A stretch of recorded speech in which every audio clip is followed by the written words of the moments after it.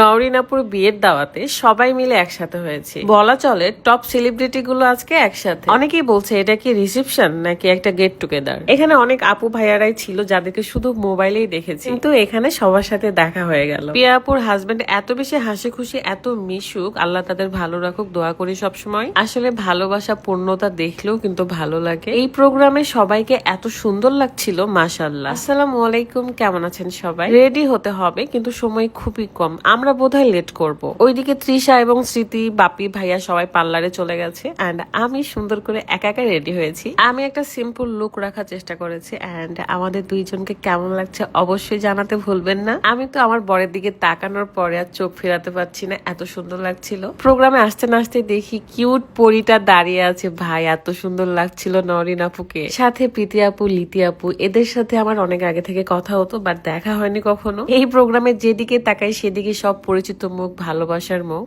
অনেককে প্রথমবার দেখছি, বাট একবারের জন্য মনে হয়নি যে প্রথমবার মিট করেছি। রাকিব ভাইয়া, অন্তরা আপু এবং ঋতু আপুদের ব্লগ আমার অনেক ভালো লাগে। দূর থেকে ভেবেছিলাম অন্তরা আপু বোধহয় কথাই বলবে না, বাট অনেক বেশি মিশুক, অনেক হাসি খুশি একটা মেয়ে। এদিকে দেখছি বর্ব মিলে ফটোশুট করছিল, দেন আমি বসে গেলাম। ভাইয়া অনেক বেশি ভদ্র একটা ছেলে, মাশাআল্লাহ। ভাইয়ার সাথে দেখা হওয়ার পর কেউ বলতে পারবে না তার সাথে সবাই প্রথমবার দেখা করছে। সবচেয়ে ভালো লেগেছে নওরিন আপু এবং ভাইয়া সবাইকে সময় দিয়েছে, সবাইকে একরকম ভাবে সময় দিয়েছে। এইটা কিন্তু খুবই গুরুত্বপূর্ণ একটা বিষয়। যাই হোক, স্মৃতিকে তো মাশাআল্লাহ অনেক সুন্দর লাগছে, আর ওনার কাজ আমার ভিডিওতে ব্যাগরা ঘটানো। চলে আসছে ম্যাডাম। দেখছি অনলাইনে অনেকেই বলছিল যে স্মৃতির রিসেপশন নাকি নওরিন আপুর। বাই দা ওয়ে, এটা কিন্তু রিসেপশন নয়, আপনারা বলতে পারেন একটা গেট টুগেদার। এমনকি এটাও বলা চলে নওরিন আপুর সব প্রিয় মানুষদেরকে নিয়ে একটা প্রোগ্রাম করছে, যেহেতু আমরা তার বিয়ের দিন যেতে পারিনি বা থাকতে পারি নাই, তাই বন্ধু বান্ধব মিলে একটা প্রোগ্রাম করেছে যেখানে আমরা সবাই একসাথে হয়েছি। একটা জিনিস লক্ষ্য করবেন যে দুই ফ্যামিলির কিন্তু কোনো গার্জিয়ান ছিল না এখানে, তার মানে হলো মেইন রিসেপশন কিন্তু এটা নয়। প্রিয়া আপু খুব হাসি খুশি একটা মেয়ে, আল্লাহ তাকে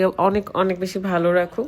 এন্ড ফাইনালি ঋতু আপুর সাথে দেখা। আপু এত কিউট, মাশাআল্লাহ। এখনো আরো অনেক স্পেশাল গেস্ট আসা বাকি রয়েছে। যখন আমি এসেছিলাম তখন মনে করেছি বোধহয় আমি একাই লেট, বাট না, অনেকেই দেরি করে এসেছে। এখানে সব বউ এবং জামাইগুলো একসাথে ছিলাম আমরা। তারপর আমি টনি আপুকে দেখে অনেক বেশি সারপ্রাইজ হয়ে গিয়েছি। আমি জানতামই না আপু আসবে। এন্ড এটা কিন্তু আপুরই রেস্টুরেন্ট, ওয়াটারফল রেস্টুরেন্ট, যেটা ধানমন্ডিতে। আর আপুকে মাশাআল্লাহ অনেক সুন্দর লাগছে। আপু অনেক বেশি ফ্রেন্ডলি আর কি, সবার সাথে এত সুন্দর করে মিষ্টি ভাষায় কথা বলে। আমি তো শুধু আপুর সুন্দর সুন্দর কথাগুলোই শুনতেছিলাম। যাই হোক, এখন গিফট দেওয়ার পালা। আমি আপুকে আগেই দিতে চেয়েছিলাম, বাট বলেছে যে স্টেজেই দিও আপু। দেন ম্যাডাম এত খুশি হয়ে গেছে, কারণ রাত খুব পছন্দ করে ওনার জন্য এই গিফটটা নিয়েছে আর কি। আপুর এত ভালো লেগেছে, এটা দেখে আমার শান্তি লাগতেছিল। যাই হোক, ক্ষুধা লাগছে ভাই, এখন খেতে হবে। এর মধ্যে প্রত্যয় ভাইয়া আসছে, এন্ড রাদের খুব পছন্দের একটা মানুষ, তার সাথে আগে সেলফি তুলে নিল। আমার খুব ভালো লেগেছে, অনেক রকমের ভর্তা ছিল, মানে বাঙালি খাবার থেকে শুরু করে চাইনিজ খাবার, ডেজার্ট আইটেম থেকে শুরু করে সবকিছু ছিল, এন্ড অনেক মজা লাগছে আমার। তনিয়া পুরো মেয়ে নিজের মেয়ের মতো মনে করেছি।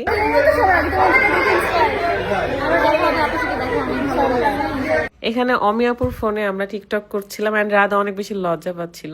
আর এই যে বাবুটা, মাশাআল্লাহ এত কিউট, আমি তো ওকে ছাড়তে চাচ্ছিলাম না। এখন বাজে প্রায় রাত 12টা, তাও আমরা স্টিল এখানে, কারণ সবাই মিলে এত বেশি আমরা ভালো সময় কাটাচ্ছি যে এখান থেকে বের হওয়ার কোনো নামই নাই। আসলে ভালোবাসার পূর্ণতা দেখলেও ভালো লাগে, কারো ভালো থাকা দেখলেও ভালো লাগে। সকলেই আপনারা দোয়া করবেন যেন আপুর বিবাহিত জীবনে অনেক অনেক ভালো থাকে, তার জীবনটা যেন হাসি খুশিতে ভরে যায়। আমরা রথি আপুর সাথেও কিছু টিকটক ভিডিও করি, এবং লাস্ট মোমেন্টে কিন্তু এখানে এঙ্গেজমেন্ট হচ্ছিল আমাদের সামনে। একে অপরকে সুন্দর করে রিংটা পরিয়ে দিচ্ছে।